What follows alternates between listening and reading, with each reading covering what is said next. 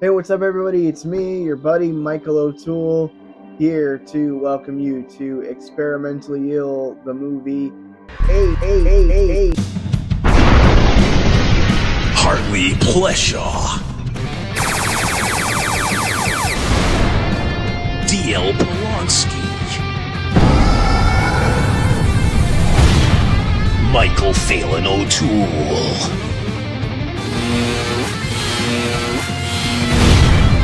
and Paul McGillicuddy. Wait a minute, he's not going to try to read his poem, is he?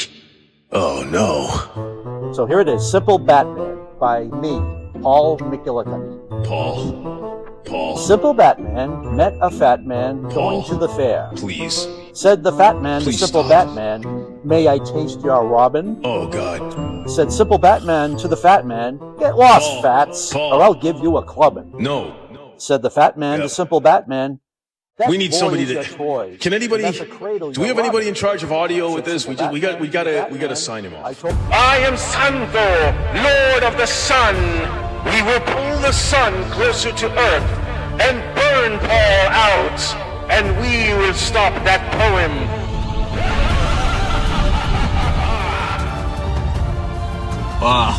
Is it me or is it starting to get really hot in here? Oh, it's going to get very hot now.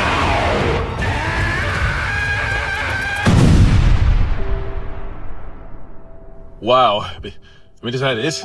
Ooh. Don't you think that's a little bit, dark? Yeah. I didn't really like his Paul's poems, but even I gotta vouch for free speech. I gotta do something about this. This just isn't right. Lawrence has got out of hand this time.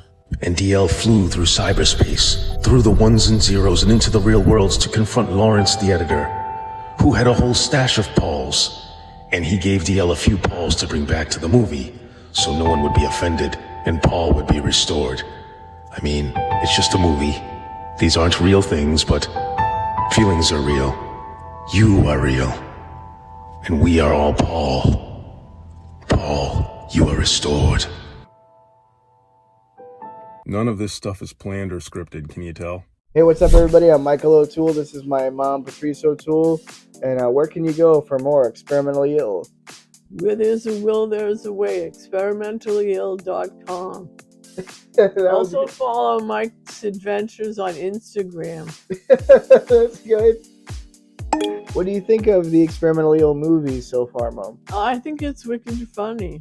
Yeah, that's good. That's as good of an endorsement as And we we need. have to give a shout out to Larry Hollie, who lives at the Joshua Tree sometimes in the desert. He goes there to get away from the hustle and bustle of Los Angeles.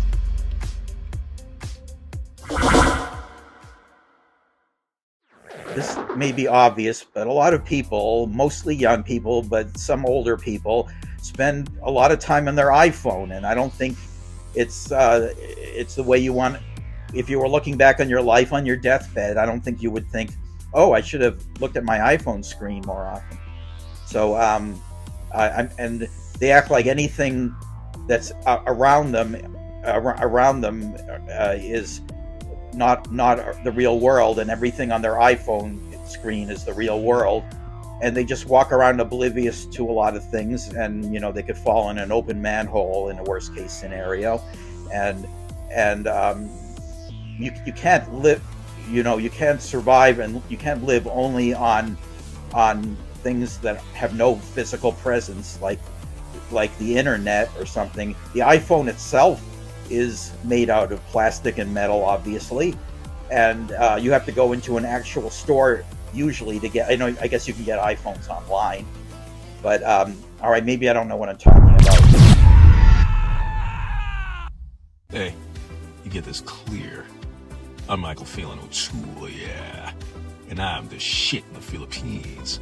Hey, that's the Bull problem. See, crap. like this Don't isn't listen to me, him. you guys. I Like that's am not the real me. Michael That's just O'Toole. it's He's the fake. like an It's old photo clear. of me they Just took, look at and then me. they just have some Look at our guy mouths. doing my voice. Well, so I just want you to know that like this guy. We'll just pretend I have is more not- articulation it's not on me. my mouth. So, Clearly, he's the fake. If you see me pop up like that, I didn't co-sign on this. It's not me. I'm relishing any on-camera time I get as me with my own voice. Clearly, this is a very exaggerated voice, and I do not sound like There's that. no way he's the real so please Michael don't be O'Toole. fooled. I'm the real Michael O'Toole. AI. We all know this. So what are we to make of all this AI stuff, all of this artificial intelligence? Well, some say it'll make life easier. Some say it'll make life more dangerous. Some say it'll become a part of our lives and we won't even notice it.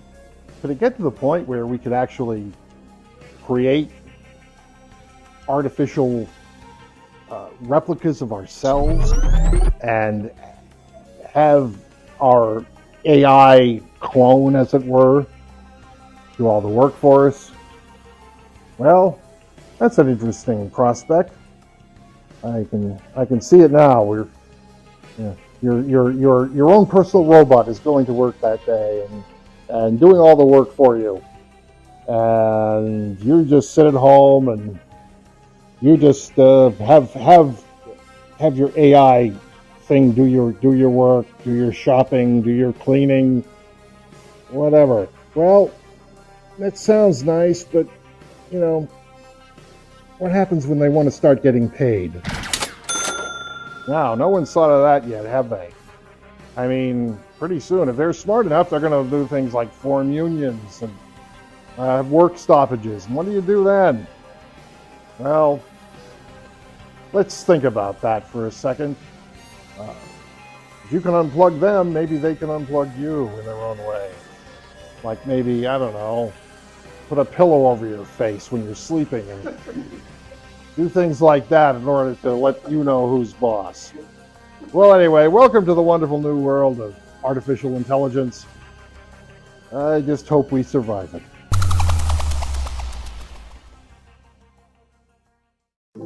14-year-old Michael Phelan O'Toole snuck into the effects department of Jurassic Park 3 back in February 2000 while on a school field trip to the Universal Studios lot. Upon seeing the Spinosaurus animatronic that was to be used in the upcoming film, O'Toole swiveled his head to the security camera, basically daring them to come get him, and he said, "A dinosaur. So what?"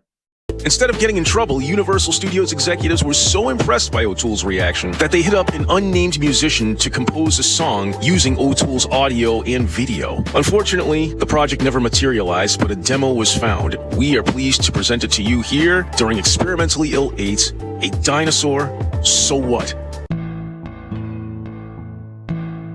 Well, that greedy, meaning Hammond's a man trapped in amber hands, a kingdom with a curse and a cursory plan to will a wanted destruction. Say to you and me are running enough. So send in the captors, kill the T-Rex and the Raptors, and drown and we'll fool you from contemplating factors. Well, what's the last thing you said before the claw made the cut? A dinosaur. So what? Heartthrob. I love immersing myself in surreal world because it's